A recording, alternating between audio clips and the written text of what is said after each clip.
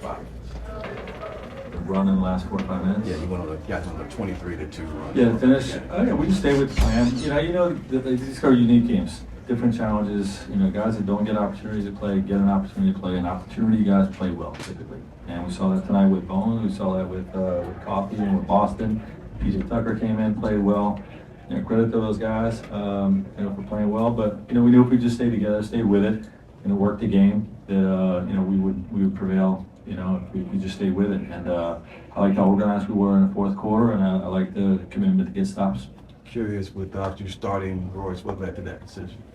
It's just something we've been talking about. If we get into a playoff matchup where we have a bigger opponent, that we feel like his size in the starting lineup is something that would make sense. We didn't want to go to that with Grayson coming off the bench for the first time, having never done it. So we use this one game to let Grayson just have that, feel the rhythm of coming off the bench if it's needed in the playoffs. I expect to go back to our normal starting lineup next game.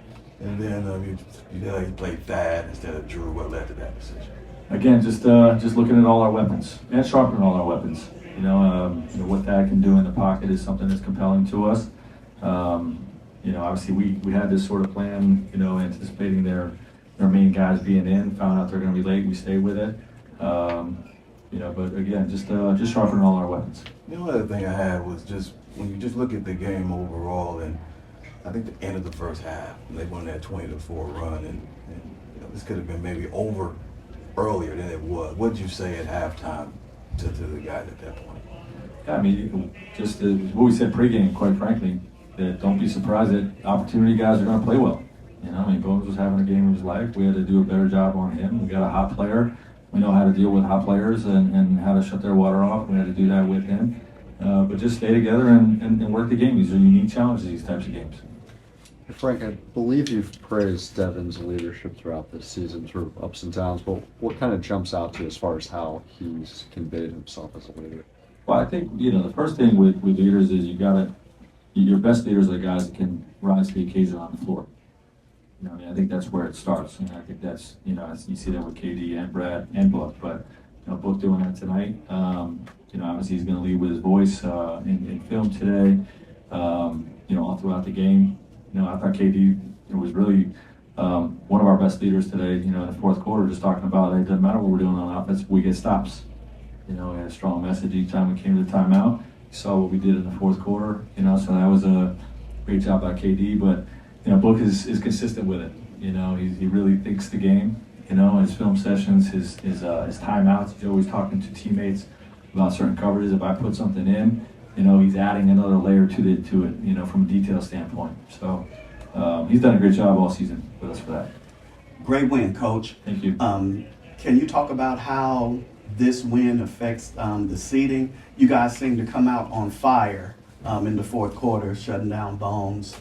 Can you speak on the seeding, versus playing in the play-in? Yeah, the seeding is, we're going to win as many games as we can, and we'll be confident wherever we land. If we end up in the top six, which is preferred, obviously, for all of us, we'll be confident with whatever matchup that we face. And if we end up in the play-in, we'll be confident that we go and win that game and secure whoever seed that leads to us. But we're focusing on the process and let the results take care of themselves. Coach, how big was this win considering the game last night? Just from a mental locker room. It was good. We had a terrible night last night. We had probably our worst night of the season in terms of how we started that game and the deficit we created for ourselves.